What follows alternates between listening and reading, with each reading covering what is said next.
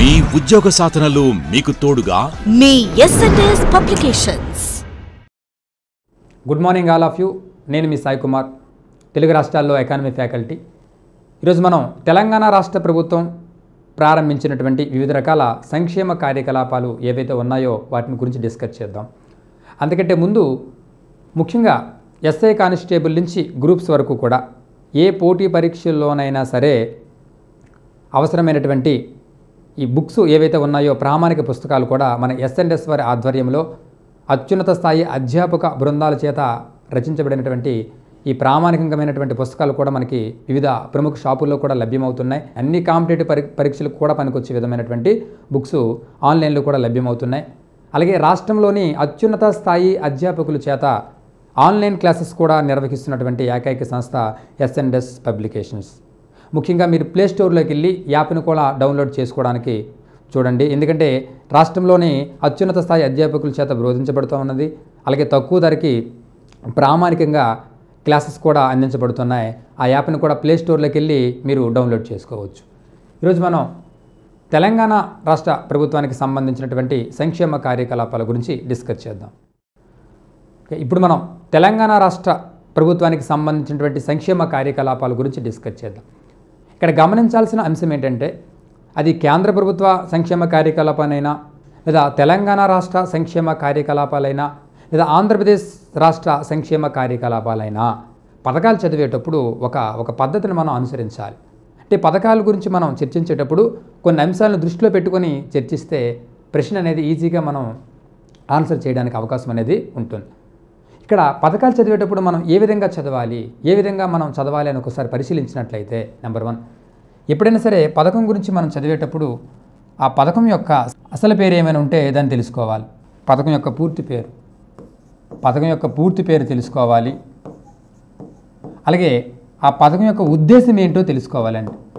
ఉద్దేశం ఏంటి, అలాగే ఆ పథకం కింద ఎవరు లబ్ధి పొందుతున్నారు, లబ్ధిదారులు ఎవరు, బెనిఫిషరీస్ ఎవరు కూడా తెలుసుకోవాలి. లబ్ధిదారులు, అలాగే ఎప్పుడు ప్రారంభించారు, ఎక్కడ ప్రారంభించారు, ఎవరు ప్రారంభించారు, ఎప్పుడు ఎక్కడ ప్రారంభించారు అనే విషయాలు కూడా తెలుసుకోవాలి. అలాగే ఏదైనా పథకానికి సంబంధించి టార్గెట్స్ ఉన్నాయనుకోండి, టార్గెట్స్ని కూడా అంటే లక్ష్యాలు కూడా మనం ఇక్కడ చర్చించాలి. లక్ష్యాలు కూడా చర్చించాలి. అలాగే ముఖ్యంగా ఆ పథకం గతంలో ఏ పథకం నుంచి మార్పు చెందుతూ వచ్చింది అంటే, లేదా గతంలో ఆ పథకము ఆ పేరును ఇప్పుడు దేనిగా మార్చారు అనేది కూడా తెలుసుకోవాలి. ఏదైనా పథకము దేనిగా మారింది, ఆ మార్పు చెందిందా అనే విషయాన్ని కూడా చర్చించాలి. అలాగే ముఖ్యంగా ఈ పథకము ఈ లేటెస్ట్ బడ్జెట్లో ఎంత కేటాయించారు, కేటాయింపులు కూడా చూడాలి. బడ్జెట్ కేటాయింపులు కూడా చర్చించాలి. ఇలా పథకాలకు సంబంధించినటువంటి ఈ వరుస క్రమాన్ని మనం అనుసరించినట్లయితే ప్రశ్న ఈజీగా చేయడానికి అవకాశం ఉంటుంది.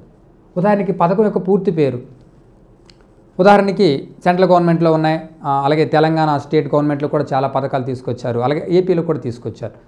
ఉదాహరణకి స్వచ్ఛ భారత్ మిషన్ ఉందండి, అది తెలంగాణ ప్రభుత్వం అమలు చేస్తూ ఉంటుంది, అలాగే ఆంధ్రప్రదేశ్ ప్రభుత్వం అమలు చేస్తుంటే కేంద్ర ప్రభుత్వ పథకం అది.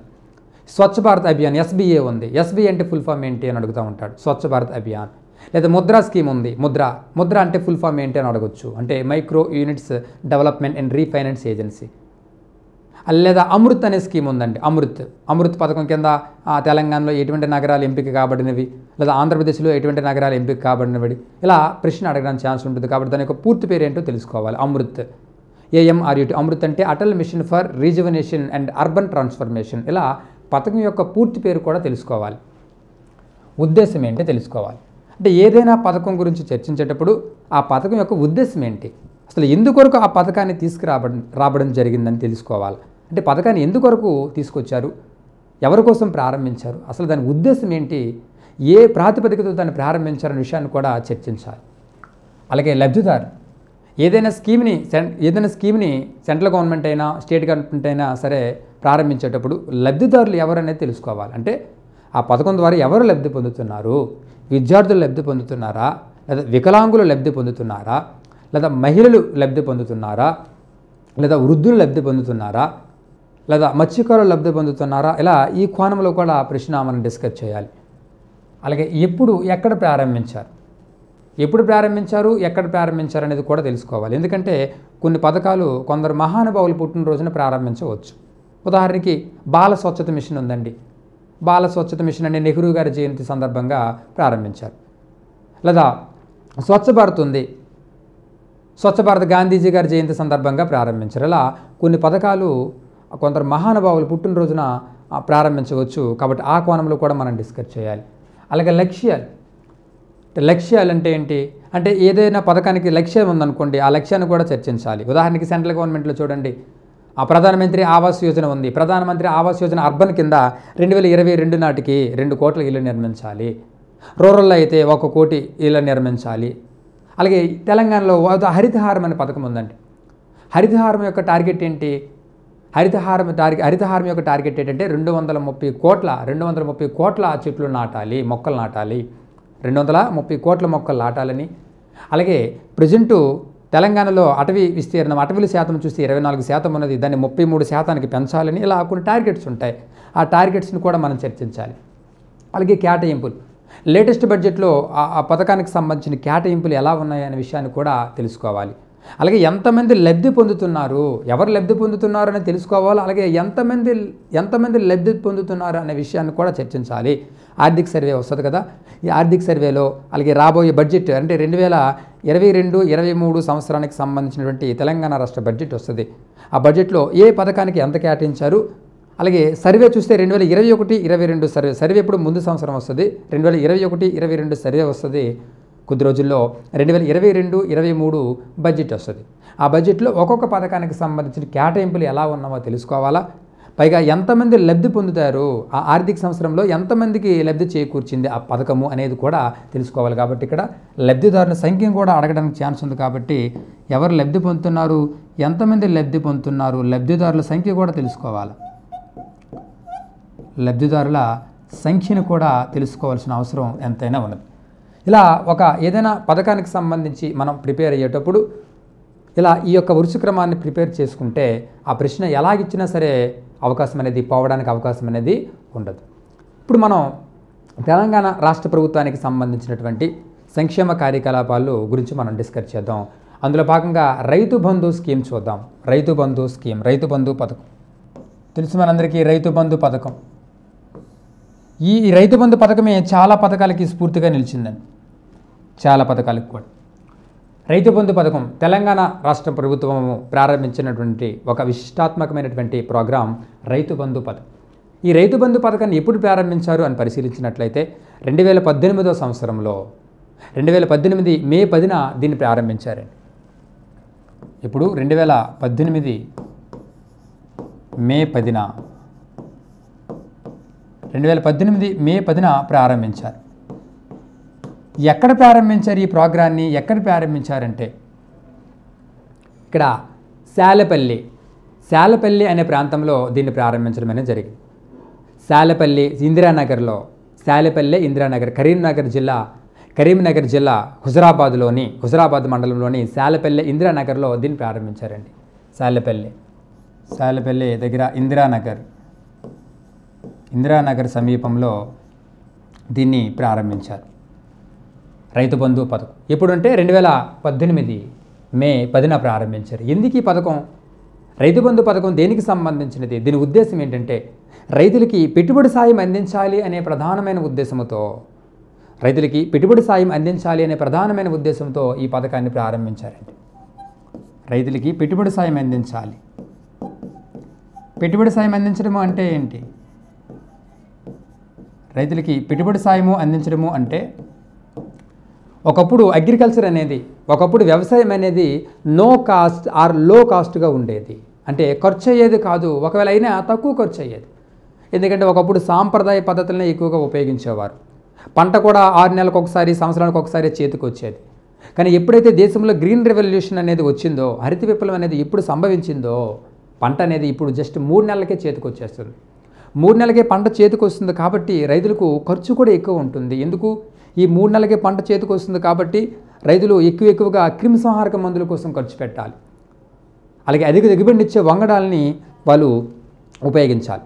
ఇలా అధిక దిగుబడినిచ్చే వంగడాలను ఉపయోగించడం వల్ల క్రిమిసంహారక మందులు వాడడం వల్ల ఏమవుతుందంటే పంట ఇప్పుడు వేగంగా మనకి చేతికి వచ్చేయడానికి అవకాశం అనేది ఉంది. 3-4 నెలల్లో వచ్చేస్తుంది. కానీ ఒకప్పుడు 6 లేదా సంవత్సర కాలంలో వచ్చేది. ఎప్పుడైతే హరిత విప్లవం వచ్చిందో వ్యవసాయం అనేది చాలా కాస్ట్లీగా మారిపోయింది.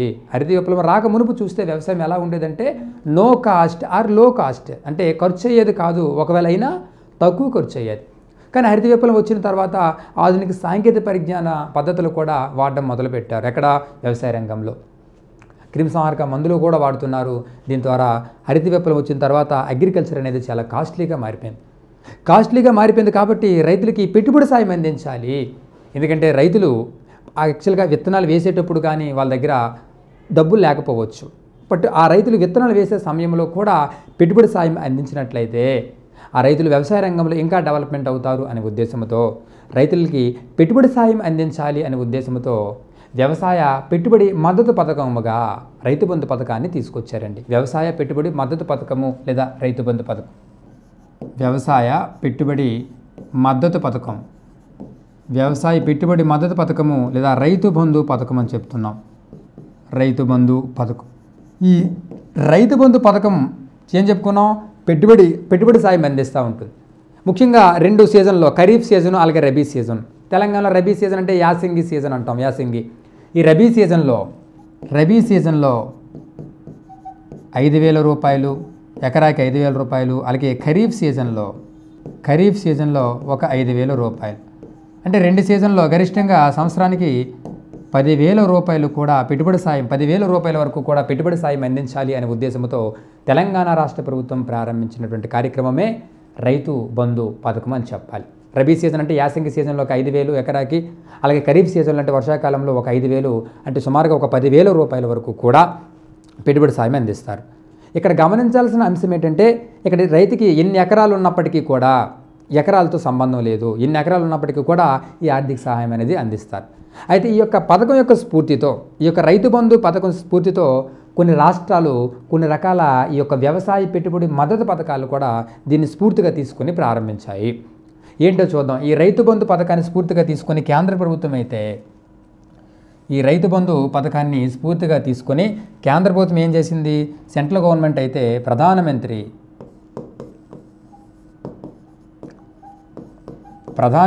కిసాన్ సమ్మాన్ నిధిని,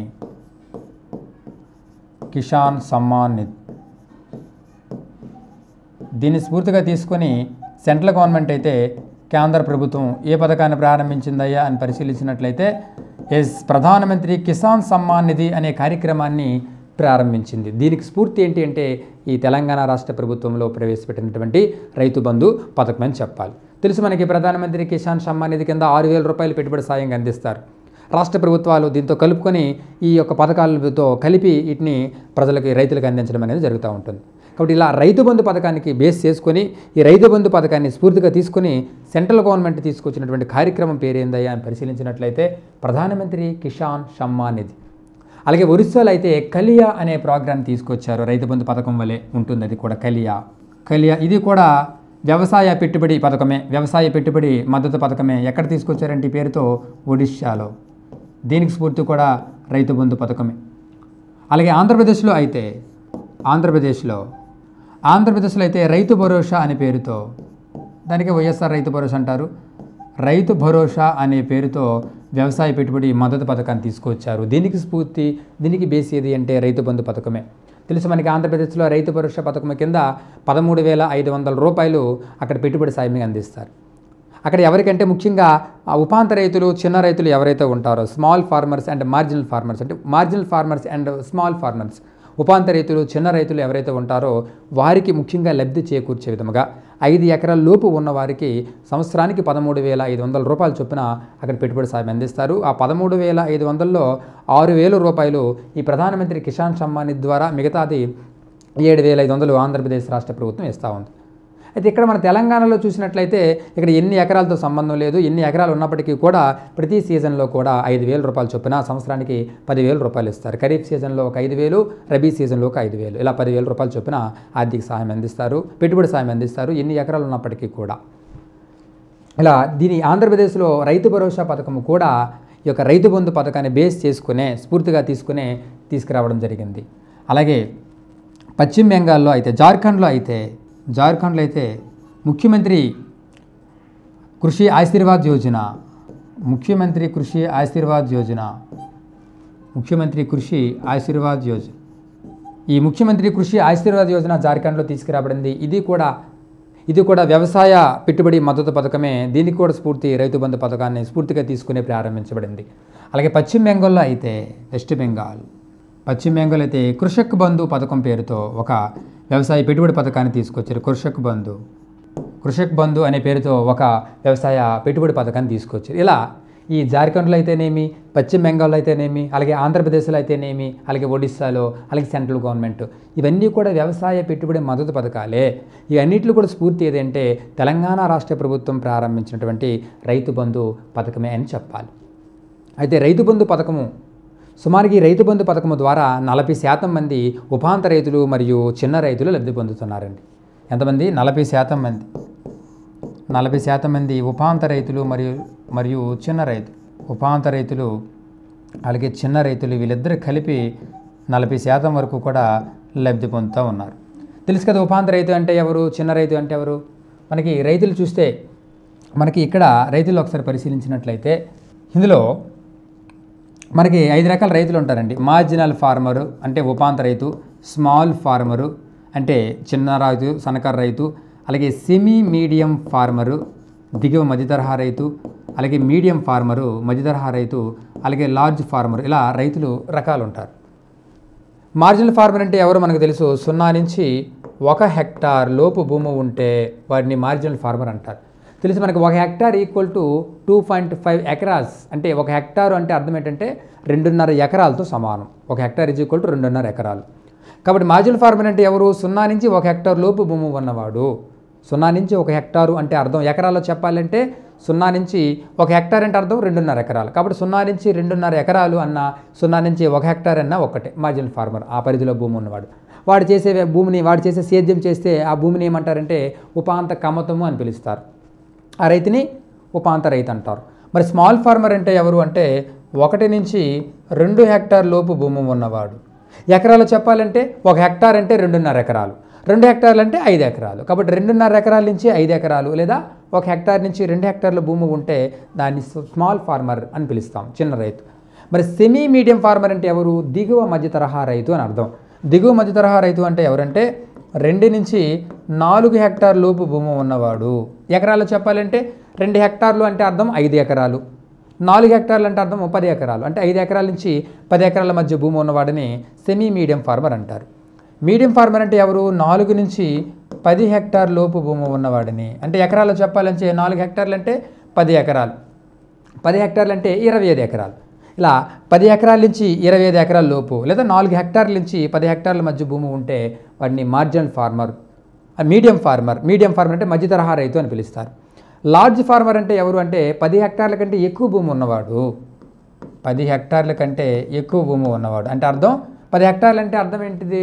25 ఎకరాలు లేదా అంతకంటే ఎక్కువ భూమి ఉన్నవాడిని ఏమని పిలుస్తున్నామంటే లార్జ్ ఫార్మర్, పెద్ద రైతు అంటారు. అయితే ఈ రైతు బంధు పథకం ద్వారా 40% వరకు ఎవరు లబ్ధి పొందుతున్నారా అని చూసినట్లయితే ఈ మార్జినల్ మరి స్మాల్ ఫార్మర్స్ వీళ్ళే 40% వరకు కూడా లబ్ధి పొందుతున్నారు. కానీ ఈ పథకం పట్ల చాలామంది ప్రతిపక్షాలను కూడా విమర్శిస్తున్నాయి. ఎందుకంటే ఇక్కడ ఎన్ని ఎకరాలకు అనేది పరిమితి లేదు.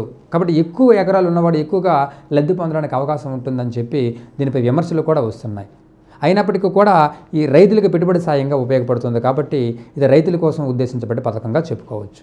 అయితే దీని కింద మొత్తం రాష్ట్రంలో, తెలంగాణ రాష్ట్రంలో సుమారుగా ఎంతమంది రైతులు దీని ద్వారా లబ్ధి పొందుతున్నారయ్యా అని పరిశీలించినట్లయితే దీని ద్వారా సుమారుగా 58 లక్షల మంది రైతులు పైచిలుకు 58 లక్షల మంది రైతులు దీని ద్వారా లబ్ధి పొందుతున్నారండి.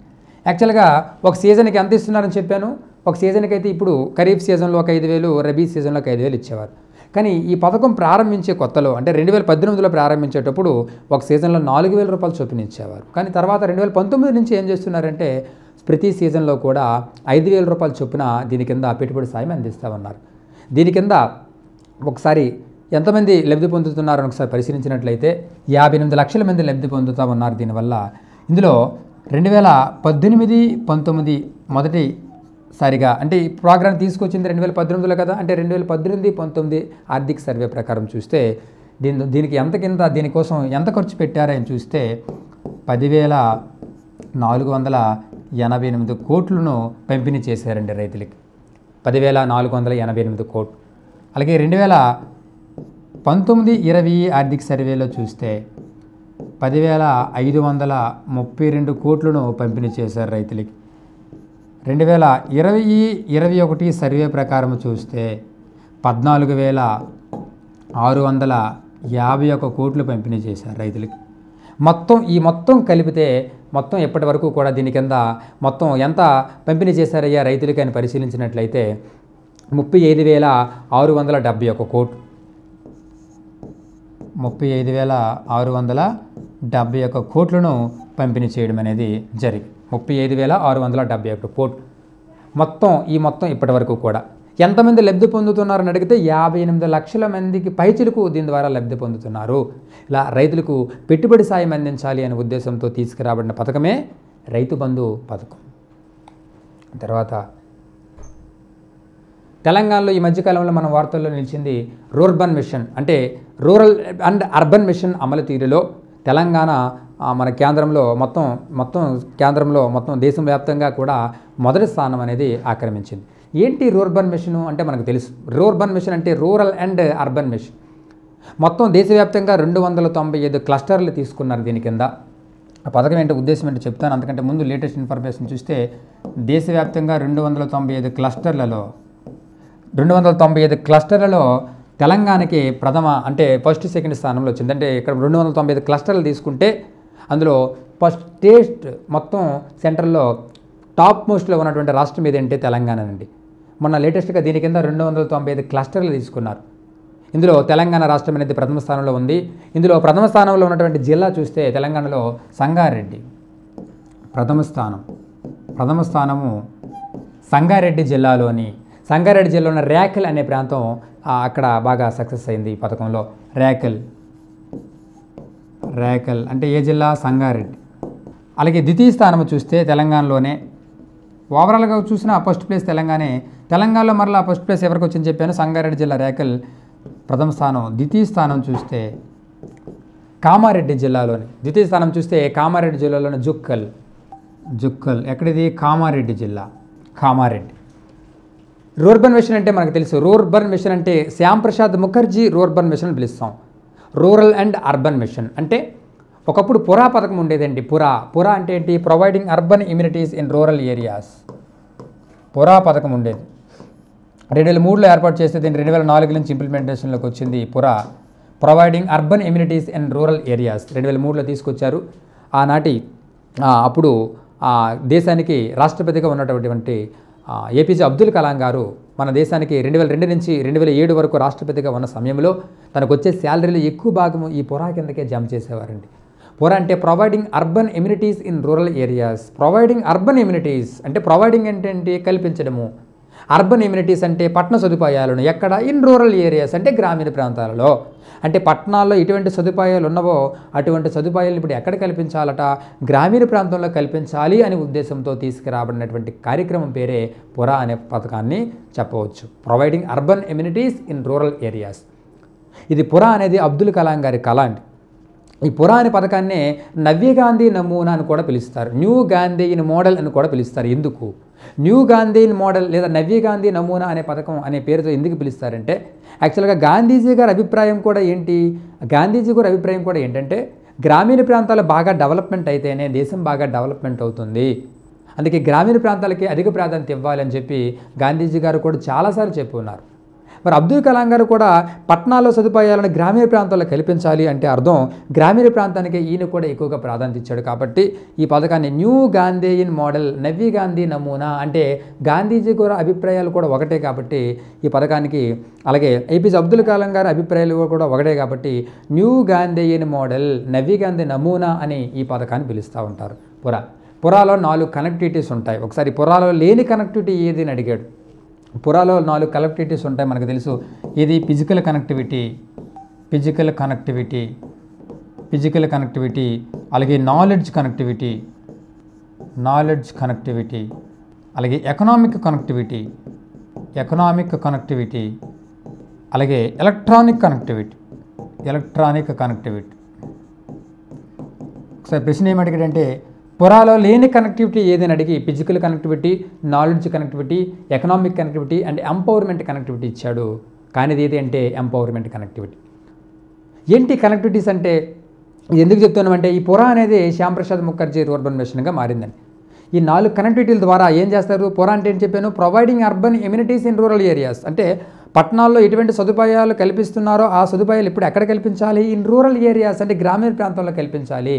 అలా కల్పించడానికి 4 కనెక్టివిటీలు తీసుకొచ్చారు. ఫిజికల్ కనెక్టివిటీ అంటే పట్టణాల్లో రోడ్ ఫెసిలిటీస్, అంటే పట్టణాల్లో ఆ రోడ్డు పరిస్థితులు ఎలాగైతే ఉన్నావో ఫిజికల్గా గ్రామీణ ప్రాంతాల్లో కూడా రోడ్లు అదే విధంగా ఉండాలని చెప్పేది ఫిజికల్ కనెక్టివిటీ. నాలెడ్జ్ కనెక్టివిటీ అంటే పట్టణాల్లో స్కూల్స్, కాలేజెస్, అంటే పట్టణాల్లో పాఠశాలలు ఎలాగైతే ఉన్నావో, పాఠశాలలో మౌలిక అవస్థాపన సదుపాయాలు ఎలాగైతే ఉన్నావో గ్రామీణ ప్రాంతంలో కూడా అదే విధంగా ఉండాలని చెప్పేది నాలెడ్జ్ కనెక్టివిటీ. ఎకనామిక్ కనెక్టివిటీ అంటే ఏంటి? పట్టణాల్లో మార్కెట్ సదుపాయాలు ఎలాగైతే ఉన్నావో గ్రామీణ ప్రాంతాల్లో కూడా అటువంటి మార్కెట్ సదుపాయాలు కల్పించాలని చెప్పేది ఎకనామిక్ కనెక్టివిటీ. అలాగే పట్టణాల్లో బ్రాడ్బ్యాండింగ్ కానీ, ఇంటర్నెట్ కానీ, వైఫై ఫెసిలిటీస్ ఎలాగైతే ఉన్నావో గ్రామీణ ప్రాంతాల్లో కూడా అదే విధంగా ఉండాలని చెప్పేదే ఎలక్ట్రానిక్ కనెక్టివిటీ. ఓవరాల్గా పట్టణాల్లో ఉన్న సదుపాయాలను గ్రామీణ ప్రాంతాల్లో కల్పించడానికి ఉద్దేశించబడ్డ పథకమే పురా. ఈ పురా అనేది దేనిగా మారిందంటే శ్యాంప్రసాద్ ముఖర్జీ రూర్బన్ మిషన్గా మారింది. ఇప్పుడు 2016 ఫిబ్రవరి 21న ఈ యొక్క రూర్బన్ మిషన్గా మారింది. శ్యాంప్రసాద్ రూర్బన్ మిషన్గా మార్చారు, దీన్ని ప్రారంభించారు. దీనిగా శ్యాంప్రసాద్ ముఖర్జీ రూర్బన్ మిషన్.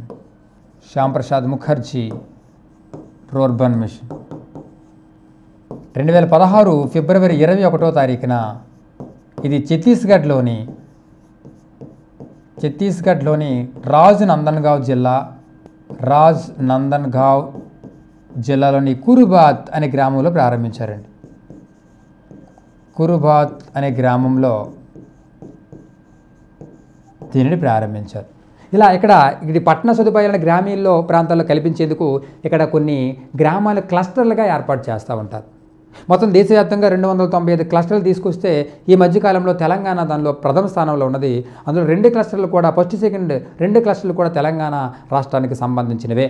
అందులో సంగారెడ్డి జిల్లాలోని రేకులు ప్రథమ స్థానంలో ఉండగా సెకండ్ కామారెడ్డి జిల్లాలోని జుక్కలు ద్వితీయ స్థానాన్ని. ఓవరాల్గా తెలంగాణ అనేది యొక్క పథకం అమలు తీరులో, రూర్బన్ మిషన్ పథకాన్ని అమలు తీరులో, రూర్బన్ అంటే రూరల్ అండ్ అర్బన్ మిషన్ అమలు తీరులో ప్రథమ స్థానంలో ఉన్నది అని చెప్పాలి. ఇది తెలంగాణ రాష్ట్ర ప్రభుత్వం. ఇది రూర్బన్ మిషన్. అలాగే పశు బజార్ చూద్దాం. పశు బజార్ అనే ఒక ప్రోగ్రాన్ని ఎప్పుడు తీసుకొచ్చారంటే 2017 జూన్ 13. 2017 జూన్ 13న ప్రారంభించారు. ఎందుకు ఈ పశు బజార్ యొక్క ఉద్దేశం ఏంటి అని చూస్తే, ఈ పశు బజార్ పథకం యొక్క ఉద్దేశం ఏంటి అని పరిశీలించినట్లయితే ముఖ్యంగా ఆన్లైన్లో రైతులు ఎవరైతే ఈ యొక్క పాడి రైతులు ఎవరైతే ఉంటారో ఆన్లైన్లో పశువులను విక్రయించుకునేందుకు వీలుగా ఈ యొక్క పశు బజార్ అనే కార్యక్రమాన్ని ప్రారంభించారండి. ఎందుకంటే రైతులు ముఖ్యంగా తన పశువులు అమ్ముకోవడం కోసం అని చెప్పి సంతలకు వెళ్తూ ఉంటారు. సంతలకు వెళ్ళడం వల్ల ఒకవేళ ఆ పశువుకి సంబంధించి గిట్టుబాటు ధర లభిస్తే ఓకే, ఒకవేళ లభించకపోతే వాటిని తిరిగి ఇంటికి తీసుకురావాల్సిన పరిస్థితి ఉంటుంది. తిరిగి ఆయనకి టైం వేస్ట్, పైగా ఖర్చు కూడా ఎక్కువగా అవుతూ ఉంటుంది. కాబట్టి అటువంటి ఆ ఖర్చులు ఆ సమయాన్ని వృధా కాకుండా రైతులు ఏం చేస్తారు? ఇప్పుడు ఈ యొక్క పశు బజార్ యాప్ ద్వారా, పశు బజార్ కార్యక్రమం ద్వారా ఆన్లైన్లో ఈ పశువులను అమ్ముకునే వెసులుబాటు కల్పించడం కోసం అని చెప్పి తెలంగాణ రాష్ట్ర ప్రభుత్వము పశు బజార్ అనే పేరుతో ఒక కార్యక్రమాన్ని కూడా ప్రారంభించింది. ఇక్కడ ఆన్లైన్లో ఆ రైతులు, పాడి రైతులు ఎవరైతే ఉంటారో వారి దగ్గర ఉన్న పశువులకు సంబంధించిన వివరాలు నమోదు చేసుకోవచ్చు. ఇలా ఒకేసారి 5 పశువులకు సంబంధించిన వివరాలు నమోదు చేసుకోవచ్చు. అంతకంటే ఎక్కువ నమోదు చేయాలని అనుకున్నప్పుడు మొదట నమోదు చేసిన పశువుని తీసేసేసి మళ్ళీ యాడ్ చేయాలి. అంటే ఏ రకానికి చెందిన పశువు ఉంది, ఒకవేళ ఆవు ఉంటే అది ఎన్ని రకాల, అది ఏ జాతికి సంబంధించినది, మేలు జాతికి సంబంధించినదా, ఒకవేళ ఎన్ని లీటర్ పాలు ఇస్తూ ఉన్నది, దానికి వయసు ఎంత, మొదలైన వివరాలను కూడా నమోదు చేసుకోవచ్చు. ఈ నమోదు చేసుకున్న వివరాలు అనేవి ఈ ఆన్లైన్లో నెల రోజుల పాటు కూడా కనిపిస్తూ ఉంటాయి. దీంతో మన దేశంలో కానీ, అదే మన రాష్ట్రంలో కానీ, ఇతర రాష్ట్రాల్లో, ఇతర దేశాల్లో కూడా చూసి ఒకవేళ వాళ్ళకి నచ్చితే వీటిని కొనుగోలు చేయడానికి అవకాశం ఉంటుంది. కాబట్టి ప్రపంచవ్యాప్తంగా కూడా ఆ పశువుల యొక్క ప్రాధాన్యత కూడా తెలియజేయడానికి అవకాశం అనేది ఉంటుంది అనే ఉద్దేశంతో, అలాగే రైతులకు ముఖ్యంగా ఖర్చును తగ్గించాలి అనే ఉద్దేశంతో, ఎవరికి పాడి రైతులకి ఖర్చును కూడా తగ్గించాలి అనే ఉద్దేశంతో ఈ యొక్క పశు బజార్ అనే కార్యక్రమాన్ని తెలంగాణ రాష్ట్ర ప్రభుత్వము తీసుకురావడం అనేది జరిగింది. ఇప్పుడు 2017 జూను 13వ తారీఖున ఈ కార్యక్రమాన్ని తీసుకొచ్చారు.